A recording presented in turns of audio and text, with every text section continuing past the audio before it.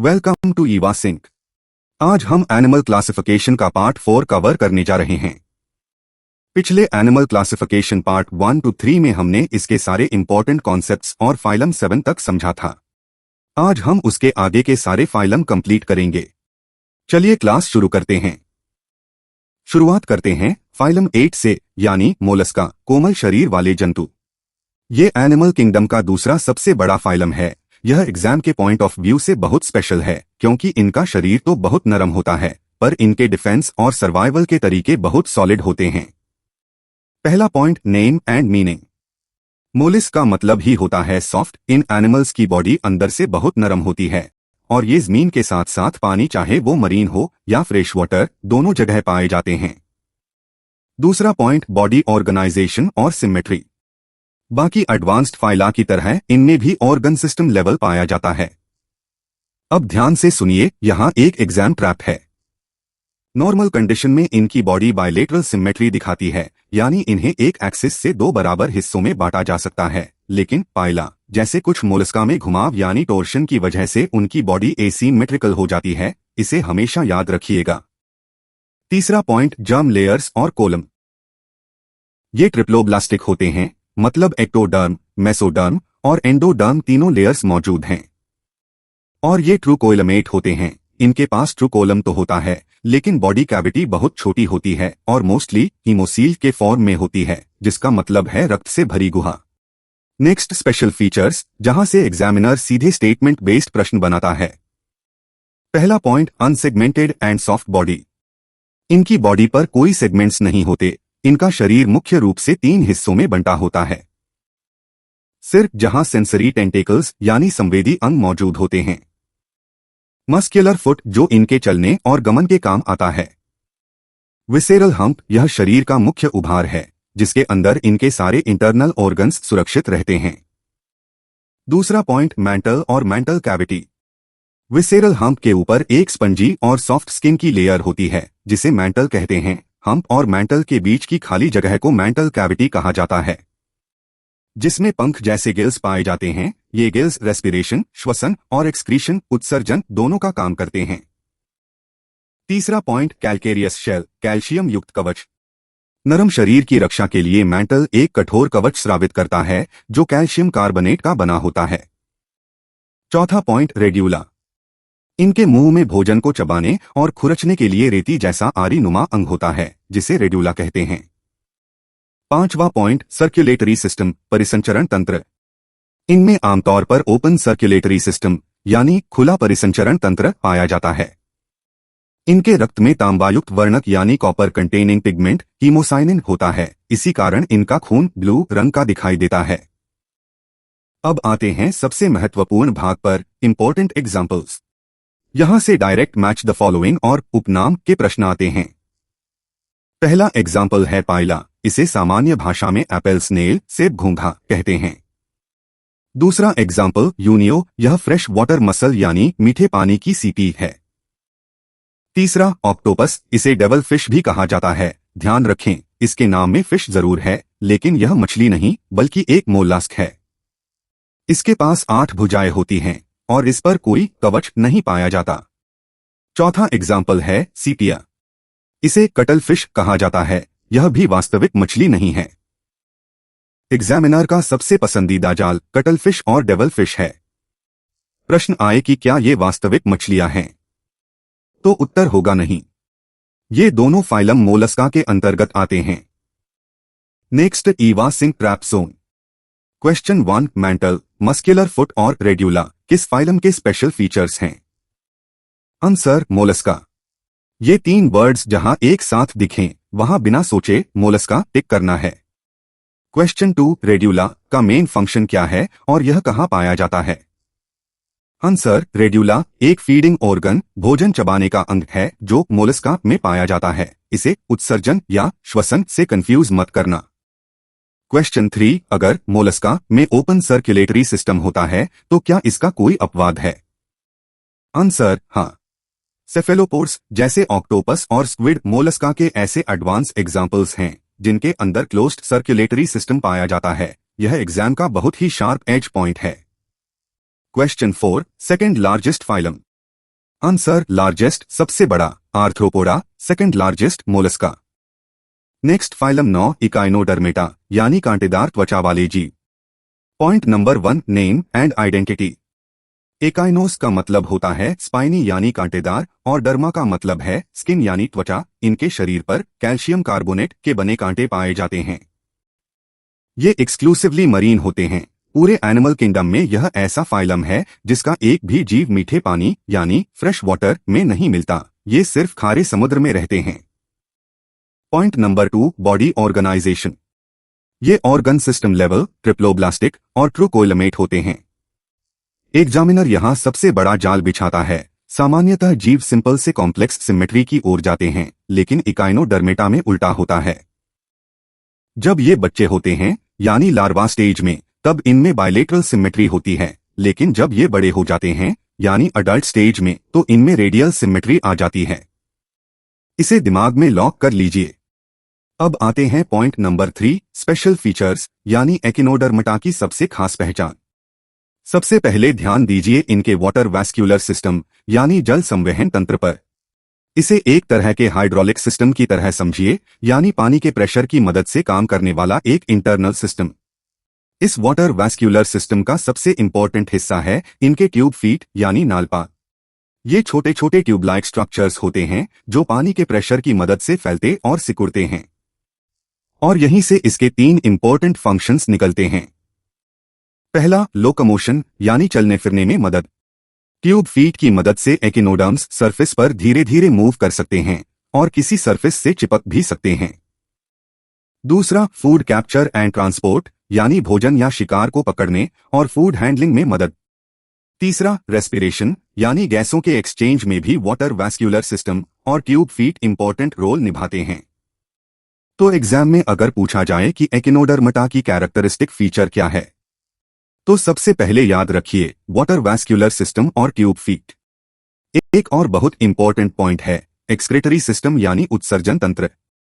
एकिनोडर्म्स में कोई special excretory organ नहीं होता, यानी इनके पास किडनी जैसा कोई अलग ऑर्गन नहीं होता।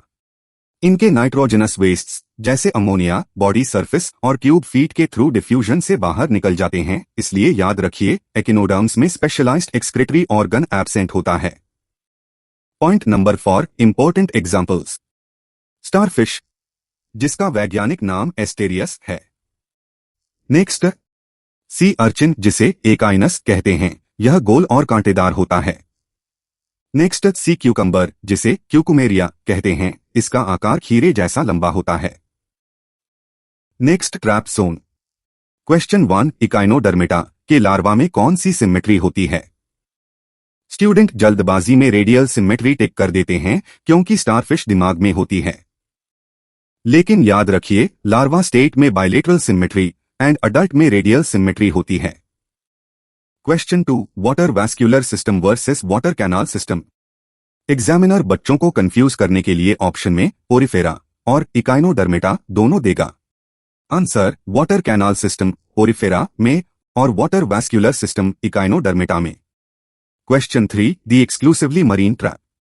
Statement question which of the following phyla are exclusively marine, मतलब कौन से संघ केवल समुद्री होते हैं?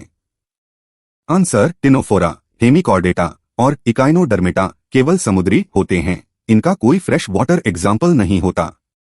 नेक्स्ट क्वेश्चन इकाइनोडर्म्स में एक्सक्रीशन के लिए कौन सा स्पेशलाइज्ड ऑर्गन होता है?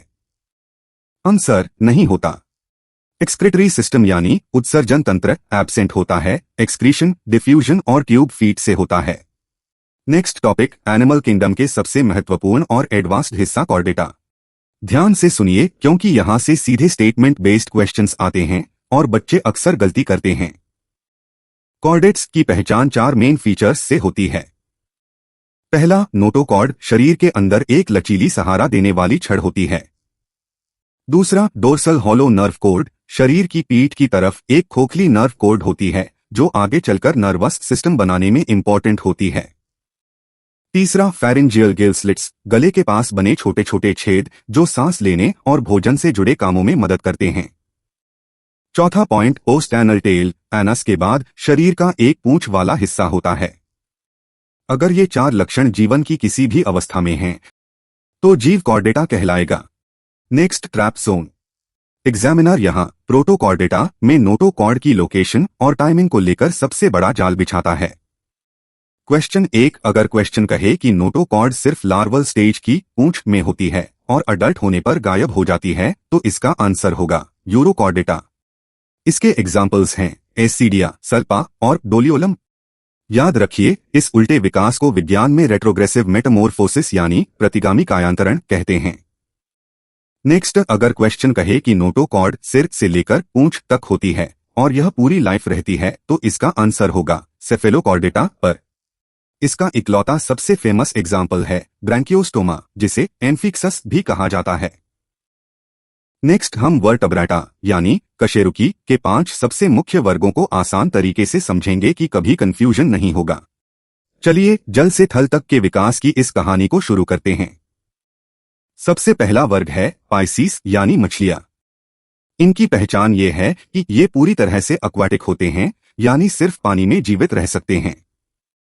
इनकी खासियत, पानी में तैरने के लिए इनके पास फिन्स पंख होते हैं और पानी में घुली हुई ऑक्सीजन से सांस लेने के लिए गिल्स पाए जाते हैं। सरल शब्द में, जो सिर्फ पानी में रहे, गिल्स से सांस ले और तैरकर चले, वो पाइसीस है। दूसरा वर्ग है एम्फीबिया। अम्फी का मतलब होता है दोनों और बायो का मतलब लाइफ, यानी ये जल और थल दोनों जगह रह सकते हैं। इनकी खासियत, जब ये छोटे लार्वा स्टेज में होते हैं तो पानी में गिल्स से सांस लेते हैं और बड़े होकर जमीन पर लंग्स और अपनी नम त्वचा से सांस लेते हैं। उदाहरण फ्रॉग, यह विकास का पहला कदम था जो पानी से जमीन की तरफ आया। तीसरा वर्ग है रेप्टिलिया। रेप्टार का मतलब होता है क्रीप या क्रॉल करना, यानी रेंगकर चलना।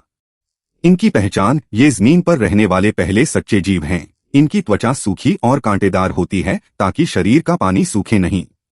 उदाहरण सांप, छिपकली, कछुआ और मगरमच्छ। जो पेट के बल घिसटकर या रेंगकर चले, वो रेप्टिलिया है।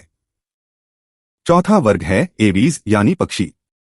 इनकी पहचान, ये हवा और जमीन दोनों पर राज करते हैं। खासियत, उड़ने के लिए इनके पास पंख होते हैं। इनकी हड्डियां अंदर से खोखली और हल्की होती हैं। विशेष गुण, यहां से वार्म ब्लडेड जीव शुरू होते हैं, यानी इनके शरीर का तापमान मौसम के साथ बदलता नहीं, स्थिर रहता है। पांचवा और सबसे विकसित वर्ग है मैमेलिया। इनका मुख्य पहचान है मैमरी ग्लैंड्स यानी स्तन ग्रंथियां का पाया जाना। ये अपने बच्चों को पोषण देने के लिए दूध पिलाते हैं। खासियत, इनके शरीर पर बाल होते हैं, कान के बाहरी हिस्से पिन्ना होते हैं और ये सीधे बच्चों को जन्म देते हैं, जिसे विविपैरस कहते हैं। उदाहरण इंसान, शेर, गाय और ब्लू व्हेल भी। अब इस वर्टब्रेटा मास्टर कंपैरिजन टेबल को एकदम आसान तरीके से समझते हैं। यहां हमें 5 मेजर वर्टब्रेट क्लासेस को कंपेयर करना है: पिसेस, एम्फिबिया, रेप्टिलिया, एव्स और मैमेलिया। सबसे पहले देखते हैं हैबिटेट, यानी ये कहाँ रहते हैं। पिसेस पूरी तरह जलीय हैं, एम्फिबिया पानी और जमीन दोनों पर रहते हैं और रेप्टिलिया मुख्य रूप से रेंगने वाले स्थलीय जीव हैं। शुरुआत के ये तीनों, pisces, amphibia, reptilia, cold blooded यानी असमतापी होते हैं, जिसके लिए विज्ञान में पॉकिलाथर्म या एक्टोथर्मिक वर्ड यूज होते हैं। इनका बॉडी टेम्परेचर काफी हद तक बाहरी एनवायरनमेंट पर डिपेंड करता है, लेकिन जैसे ही हम पक्षियों और मैमेलिया पर आते हैं, ये हवा और जमीन पर राज करते हैं और ये दोनों वार्म ब्लडेड यानी समतापी होते हैं, जिसके लिए विज्ञान में होमोडर्म एंडोथर्मिक वर्ड यूज होते हैं। ये अपने बॉडी टेम्परेचर को कंपैरेटिवली स्टेबल रख सकते हैं। अब आता है सबसे इंपॉर्टेंट कंपैरिजन, हार्ट चेंबर्स। यहां एवोल्यूशन का सीधा रूल चलता है, 2, 3 और 4। पिसेस यानी मछलियों में सिर्फ 2 चेंबर्स होते हैं, एक ओरिकल, एक वेंट्रिकल। एम्फिबिया और रेप्टिलिया में 3 चेंबर्स होते हैं, लेकिन मगरमच्छ रेप्टिलिया होते हुए भी 4 चेंबर्ड हार्ट रखता है। इसलिए याद रखिए, reptiles 3 chambers but crocodile 4 chambers. आगे बढ़े तो एव्स यानी बर्ड्स और मैमेलिया दोनों के पास पूरी तरह से विकसित 4 चेंबर्स, 2 ओरिकल्स, 2 वेंट्रिकल्स होते हैं। सिंपल याद रखिए, fish 2, amphibia 3, reptilia 3 except crocodile, aves and mammalia 4 chambers. अब देखते हैं रेस्पिरेशन यानी श्वसन। पानी में रहने वाली मछलियां गिल्स से सांस लेती हैं। एम्फिबिया का केस सबसे स्पेशल है, इनका लार्वा गिल्स से सांस लेता है, लेकिन अडल्ट होने पर ये स्किन और लंग्स का इस्तेमाल करते हैं। और जैसे ही हम पूरी तरह जमीन पर आ जाते हैं, यानी रेप्टिलिया, एप्स और मैमेलिया, ये तीनों सिर्फ और सिर्फ लंग्स से सांस लेते हैं। लेकिन बर्ड्स का रेस्पिरेटरी सिस्टम हाईली एफिशिएंट होता है और इसमें एयर सैक्स भी इंपॉर्टेंट रोल निभाते हैं। फीचर 5, एक्सोस्केलेटन, बाहरी कंकाल की सुरक्षा। शरीर की बाहरी सुरक्षा एक्सोस्केलेटन कैसे बदली? मछलियों के पास स्केल्स, शल्क होते हैं। एम्फिबिया की स्किन एकदम मॉइस्ट और स्लाइमी, नमी युक्त और चिकनी होती है, कोई कंकाल नहीं होता। रेप्टिलिया को जमीन की गर्मी सहनी थी, इसलिए इनकी स्किन ड्राई हो गई और इन पर स्केल्स या स्कट्स आ गए। एप्स को उड़ना था, इसलिए उन्हें पंख मिले और हम मैमल्स के पास शरीर का तापमान मेंटेन करने के लिए हेयर या फर, स्वेट और ऑयल ग्लैंड्स मौजूद हैं। Last point, reproduction. Pisces, amphibia, reptilia और एप्स, ये चारों ओविपरस यानी अंडे देने वाले होते हैं। सिर्फ एक मैमेलिया क्लास ऐसी है जो विविपैरस है, यानी सीधे बच्चों को जन्म देती है। Next, trap zone. Question, reptiles, सरीसृप में 3 चेम्बर्ड हार्ट होता है, तो मगरमच्छ में कितने होंगे? आंसर, मगरमच्छ एक रेप्टाइल होने के बावजूद 4 चेम्बर्ड हार्ट रखता है। क्वेश्चन, मैमल्स स्तनधारी विविपैरस होते हैं, यानी बच्चों को जन्म देते हैं, लेकिन क्या कोई अपवाद है? आंसर, प्लेटिपस और एकिडना ऐसे मैमल्स हैं जो अंडे देते हैं। क्वेश्चन, एग्जामिनर पूछेगा इनमें से कौन सी ट्रू फिश है? Options, jellyfish, starfish, silverfish, sea horse. Answer, jellyfish cnidaria, starfish echinodermata, silverfish arthropoda, whale, dolphin, mammalia. सिर्फ सी हॉर्स एक ट्रू पिसेस है। क्वेश्चन, चमगादड़ उड़ता है, तो क्या वो बर्ड है? आंसर, नहीं।